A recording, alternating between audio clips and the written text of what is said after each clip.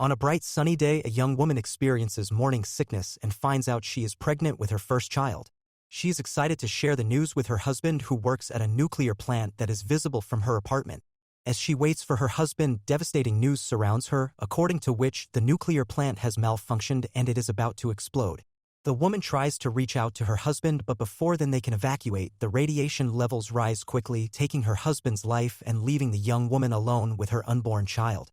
It is later revealed that the reactor malfunctioned due to the negligence of the workers, taking the lives of innocent people in the city, and everything started 1 year ago. On April 26, 1988, in a dull apartment, Valery Legasov records his thoughts on the Chernobyl nuclear disaster. He expresses his disdain for Anatoly Dyatlov, believing him deserving of death for his actions. After completing the recording, Legasov adds it to his collection and hides it outside, evading detection by a car parked nearby, which constantly surveils him. Returning indoors, he checks his watch, finishes a cigarette, and prepares extra food for his cat. At precisely 1 hour 23 minutes and 45 seconds, he takes his own life. The scene then shifts to Pripyat in the Ukrainian Soviet Socialist Republic, approximately 2 years and 1 minute earlier. It's a meticulously planned community serving the Chernobyl nuclear power plant. In an apartment, Lyudmila Ignatenko, pregnant and experiencing morning sickness, smiles as she vomits, interpreting it as a positive sign. She proceeds to make herself a cup of tea with the power plant visible in the distance. Suddenly, there's a flash at the plant, followed by a larger, more intense one. The shockwave shakes the entire apartment as Lyudmila returns to the living room, awakening her husband, Vasily. Together, they witness the power plant now ablaze, casting a blue light into the sky, prompting the town to stir with alarm. In the depths of Reactor 4's control room, we see Anatoly Dyatlov, stunned into silence by the unfolding catastrophe. Upon hearing reports of a fire in the turbine hall, he deduces that the control system tank must have exploded. However, Foreman Perevychenko bursts in, claiming that the core has exploded. Dyatlov brushes off the assertion as shock, while Shift Chief Alexander Akimov, sensing the severity of the situation, tries to reassure Perevychenko that an RBMK reactor cannot explode.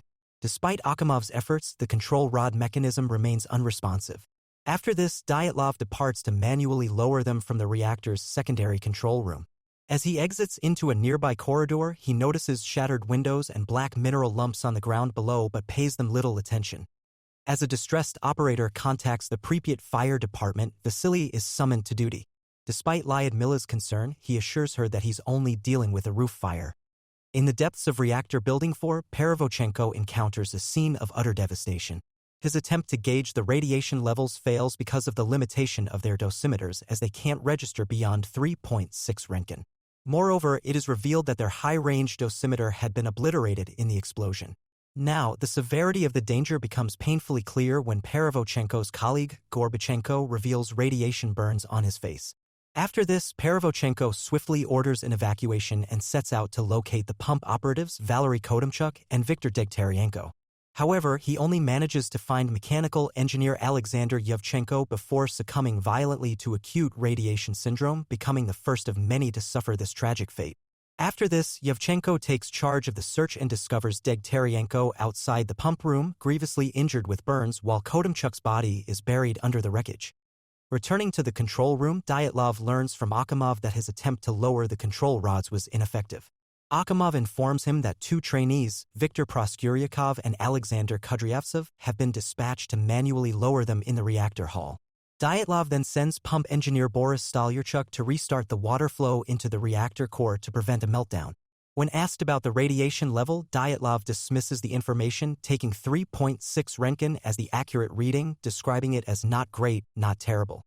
Despite the escalating crisis, Akimov tries to reassure his colleague, reactor engineer Leonid Topchinov, that they followed the correct procedures.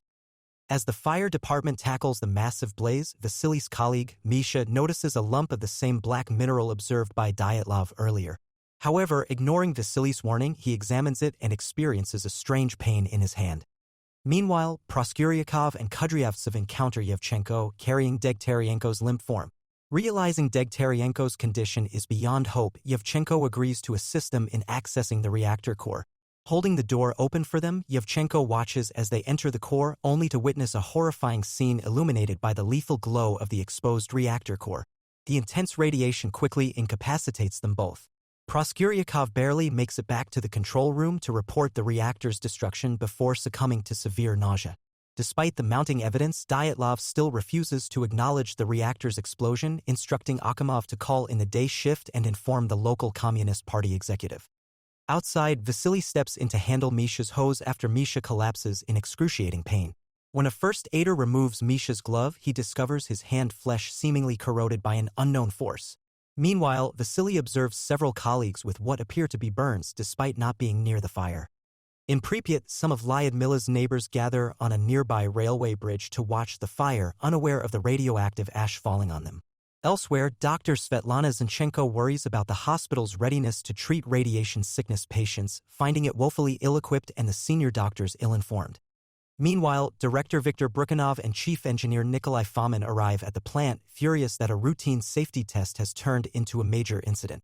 Dyatlov insists they're dealing with just a hydrogen tank explosion, a roof fire, and a minor radiation release.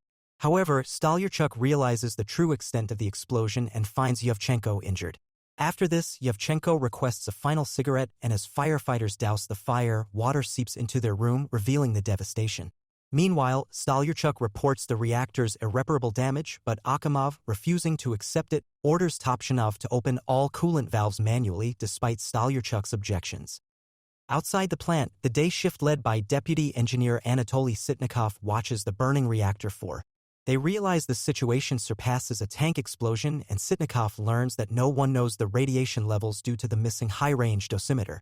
After realizing this, he heads to Reactor Building 2 to retrieve it. Meanwhile, Brukhanov chairs a meeting of the local party executive and repeats Dyatlov's assurances that what they're dealing with is nothing more than a mild accident.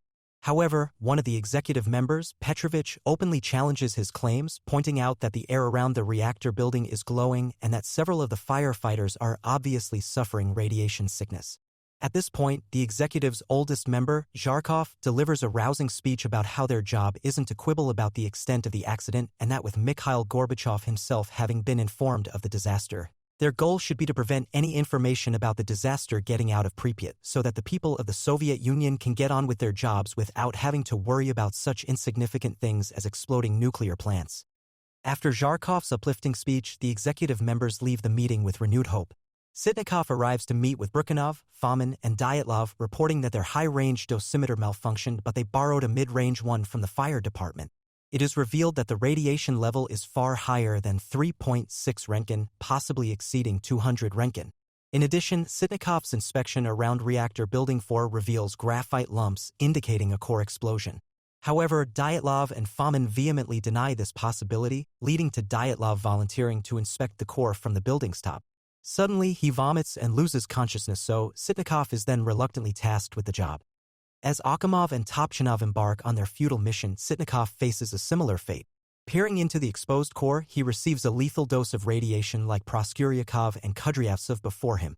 Dyatlov is escorted from the administration building, revealing the full extent of the destruction in the breaking dawn. Soon, several firefighters, including Vasily, succumb to acute radiation sickness. Meanwhile, in Pripyat Hospital, Dr. Zinchenko is summoned as the first casualties arrive. Meanwhile, in Moscow, Valery Legasov receives a call from Deputy Chairman Boris Skrbina informing him of his appointment to a committee overseeing the accident response. Then, the scene shifts and we see some children of Pripyat heading to school, unaware that a bird has fallen dead from the sky, a silent victim of the encroaching radiation cloud over the town. 7 hours after the Chernobyl accident, a radiation alarm in Minsk is triggered despite no apparent source. Dr. Ilyana Khomyuk, one of the few scientists on duty, investigates and identifies a nuclear fuel leak from isotopes in the air. She contacts the Ignalina nuclear plant, discovering they've also detected a leak, albeit at a lower level. Khomyuk then calls Chernobyl for information, but the lack of response slowly leads her to infer the dire truth. At Pripyat Hospital, overwhelmed with acute radiation syndrome cases, Dr. Zinchenko arrives at a grim scene. She orders contaminated firefighters' uniforms removed and disposes of them in the basement, suffering radiation burns to her hands. Outside, an angry mob, including Lyudmila, gathers who demand to know what's going on.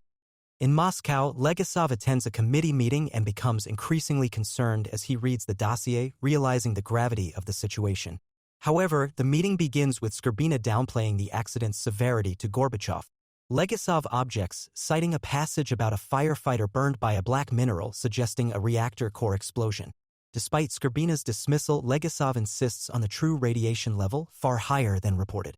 Gorbachev allows Legasov to explain the catastrophic potential of a core explosion and dispatches Skrbina and Legasov to Chernobyl by helicopter. During the flight, Legasov educates Skrbina on nuclear reactor operation.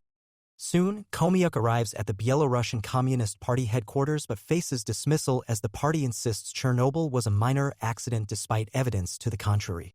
Frustrated by their refusal to acknowledge the seriousness, she resolves to take action herself.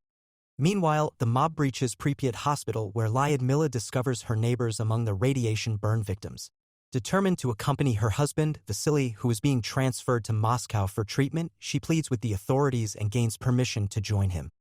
As the helicopter approaches the plant, Legasov is horrified by the blue glow from the core and the scattered graphite on the roof. Despite Skrbina's ignorance, he protests when ordered to fly closer, warning of fatal consequences. However, Skrbina's threat to the pilot prompts Legasov to emphasize the peril of radiation, convincing the pilot to defy the order.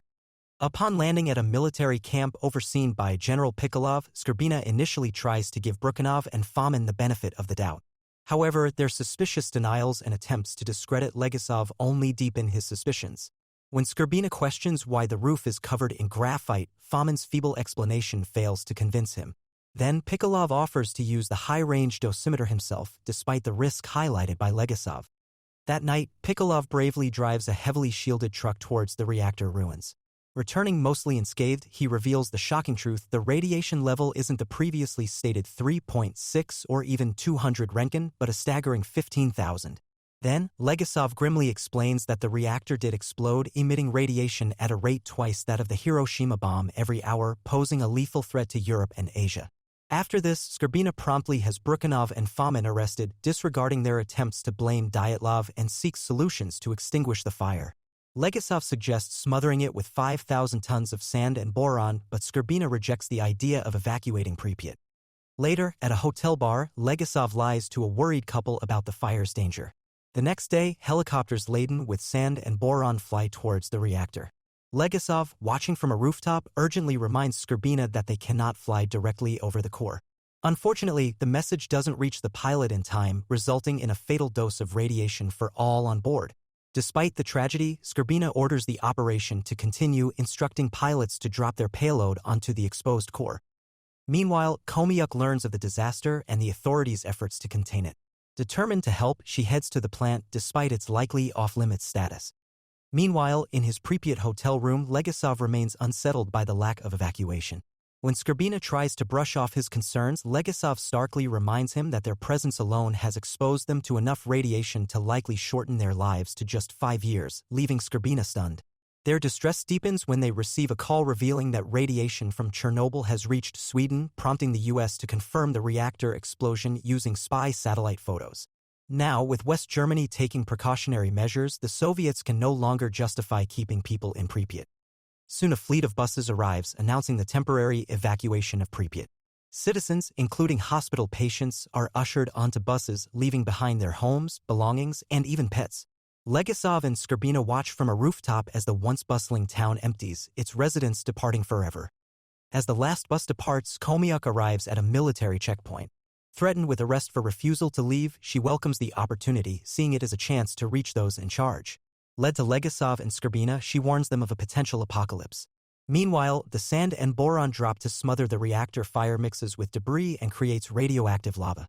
Legasov claims to have foreseen this, but Khomyuk reveals a critical oversight. In 2 days, the lava will reach the presumed empty bubbler pools beneath the reactor.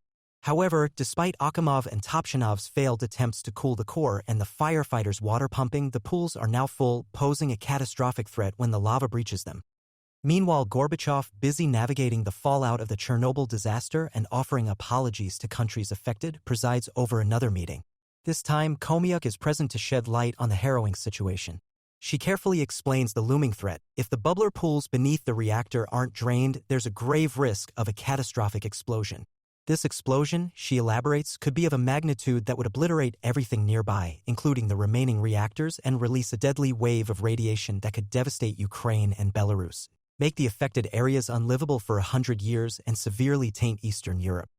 In response to Gorbachev's query about why they can't simply drain the pools, Legasov provides a sobering response. He says that it's technically possible, but the task would likely result in fatal levels of radiation exposure for the individuals tasked with carrying it out. After a moment of contemplation, Gorbachev reluctantly gives his approval for the operation to proceed, recognizing the gravity of the situation. Finding volunteers for such a perilous mission proves to be a challenge. However, Skrbina's revelation of the dire consequences if the pools remain unchecked spurs some brave souls to step forward. Eventually, 3 technicians from reactors 1 and 2 muster the courage to take on the task. Yet, as they embark on what could be a suicide mission, their progress is swiftly halted when their flashlights falter, succumbing to the overwhelming radiation in the area, plunging them into darkness and uncertainty.